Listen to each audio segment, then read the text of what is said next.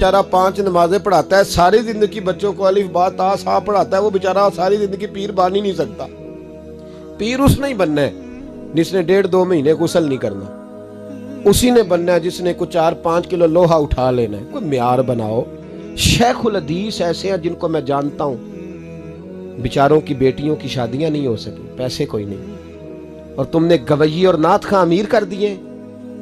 जो जाके गवैयों के पास सोर सीधी करके आए तपला सरंगी पे, वो तुमने अमीर कर दिए, करोड़पति कर दिए।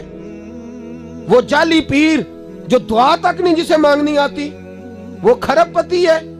और मस्जिद का इमाम बेचारा रो रहा है कि चलो कहीं से पैसे आ जाए तो मैं भी बच्ची की कहीं निस्बत कर दूं। मेरे अपने शहर की बात है, एक बड़ा कीमती बच्चा जामिया निजामी में पढ़ता था, उसके वालिद साहब आलिम थे, और बच्चा मेरे साथ बड़ी मोहब्बत थी। छोड़ छाड़ के वो बच्चा कहने लगा मैं साउथ कोरिया जा रहा हूं, मैंने नहीं पढ़ना।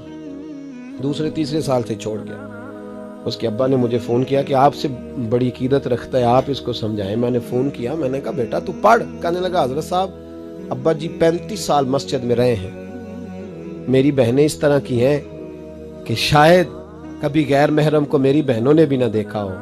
तीनों की तीनों कुरान की हाफिजा हैं, फाजिल अरबी अदीब अरबी किया, सारा दिन कुरान पढ़ती हैं।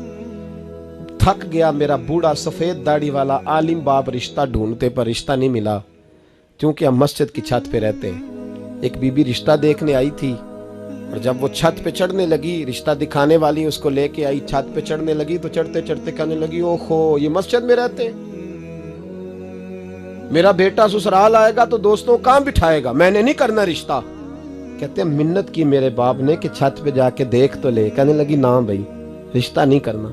इतना जुल्म इस कौम ने किया, इतनी ज्यादती। कहने लगा साहब मैंने नहीं पढ़ना, मैंने माल कमाना है, इसलिए कि मेरी बहनें रोती हैं। खुदा का खौफ करो, एक नात से भी गुजारा हो जाता है, मेहरबानी करो।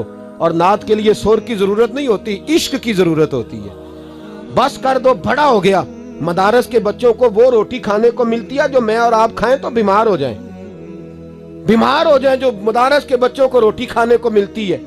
और इनको जिस तरह इनका इस्तेसाल किया जाता है, लाइनों में लगा के इन्हें खैरात की तरह खाना दिया जाता है, और जो इन बेचारों का अशर होता है, 100 रुपया खत्म के बाद जब चौधरी साहब देते हैं तो 200 वो बातें भी सुनाते। ये जुल्म कर रहे हो। रबीउल अव्वल आएगा तो यहाँ जनाब मेले लगेंगे, और यहाँ हालत ये होगी कि 25,000, 50,000, 60, कहां से आया तुम्हारे पास पैसा? यहाँ लुटाने के लिए पैसे हैं। और मस्जिद का इमाम मिन्नत करे 6 साल के बाद भी कि 2,000 बढ़ा दो, तो कहते कारी साहब इतने पैसे नहीं जमा होते। ये पैसा कहां से आता है? खुदा का वास्ता, ये भी मेरे आला हजरत का पैगाम है, इसको भी सुनो। आला हजरत से जब कहा गया ना, हमारे तो अल्लाह खैर करे नाथ खां और मैं वो कोई पैसे फेंकने आते हैं महफिल में तो मना करता हूँ। क्यों? इसलिए कि जब दथियों वाले पैसे लेके आते हैं ना मस्जिदों में और महफिलों में, तो फ्रंट सीटें फिर दथियों वालों के हाथों में होती है। गरीब महफिल मिलाद में भी छुप के बैठता है पीछे, और नाथ खां भी याद कर लेता है कि ज्यादा नोट किसने पकड़े हुए, ज्यादा नोट किसके हाथ में। वो फिर कहता है हाजी साहब है शेर तुहाडी नजर जे।